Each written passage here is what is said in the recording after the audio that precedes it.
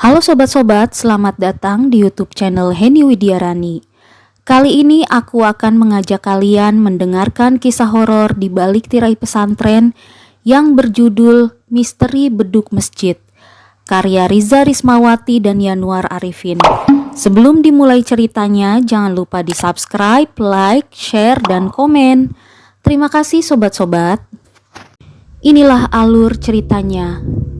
Dulu sebelum Zaki masuk pesantren, ia kira kisah horor hanya ada di 3 tempat, yakni rumah sakit, kuburan, dan rumah tua yang sudah lama tak dihuni.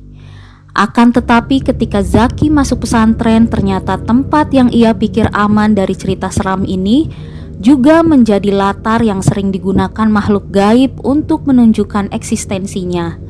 Sesuatu yang tampaknya tidak masuk akal jika diingat-ingat lagi. Di pesantren Zaki banyak cerita horor yang beredar, tetapi salah satu yang paling terkenal adalah tentang beduk di masjid yang sering berbunyi sendiri, terutama pada tengah malam setelah pukul 12 malam.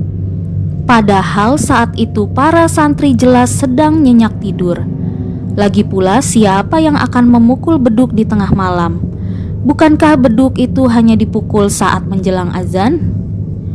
Kisah mengenai beduk itu pertama kali ia dengar dari Ustadz Salim. Beliau adalah salah satu guru senior di pesantren, dikenal sebagai sosok bijaksana dan berpengalaman. Suatu malam saat mereka sedang belajar tafsir, beliau memutuskan untuk berbagi cerita yang membuat bulu kuduk para santri berdiri. Ada yang beberapa santri bergidik, ada yang saling pandang dengan wajah penuh ketakutan.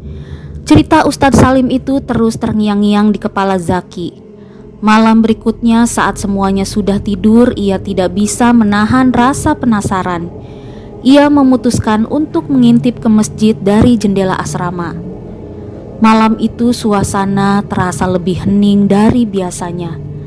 Jam di dinding menunjukkan pukul 12:05. Zaki menatap masjid yang gelap dari kejauhan. Beberapa menit kemudian, terdengar bunyi beduk dipukul keras, menggema dalam kesunyian malam. Bulu kuduknya meremang. Ia menahan napas, mata tidak berkedip menatap beduk yang bergoyang sendiri. Siapa yang memukul beduk itu? Apa benar ada penjaga gaib seperti yang diceritakan Ustadz Salim? Tanpa sadar, Zaki mundur beberapa langkah lalu menutup jendela dengan cepat. Malam itu ia tidur dengan perasaan tidak tenang, seolah-olah ada yang mengawasi dari luar. Keesokan harinya, cerita tentang beduk yang bunyi sendiri semakin menyebar di kalangan santri. Beberapa dari mereka berusaha mencari penjelasan logis, tetapi semakin mereka berpikir semakin misterius rasanya. Beduk itu menjadi simbol dari sesuatu yang tidak bisa dijelaskan, sesuatu yang mengingatkan mereka bahwa ada dunia lain yang mungkin lebih dekat daripada yang mereka kira. Sebulan kemudian, Zaki mendapat giliran ronda malam bersama sahabat dekatnya Yusuf. Yusuf adalah santri yang dikenal pemberani dan selalu penasaran dengan hal-hal gaib. Ketika mereka duduk di pos ronda, Yusuf memulai percakapan yang membuat malam itu semakin mencekam.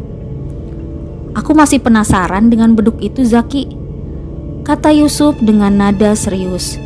"Bagaimana kalau kita mencoba berjaga di masjid malam ini?" Zaki merasa ragu, tetapi keberanian Yusuf menular padanya. "Baiklah, kita coba, namun kita harus berhati-hati," seru Zaki.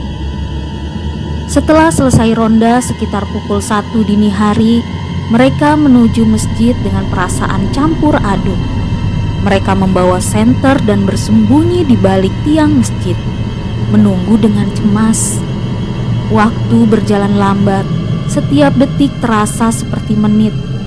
Tiba-tiba sekitar pukul 2, terdengar bunyi beduk dipukul keras. Senter mereka langsung menyorot ke arah beduk, tetapi tidak ada siapapun di sana.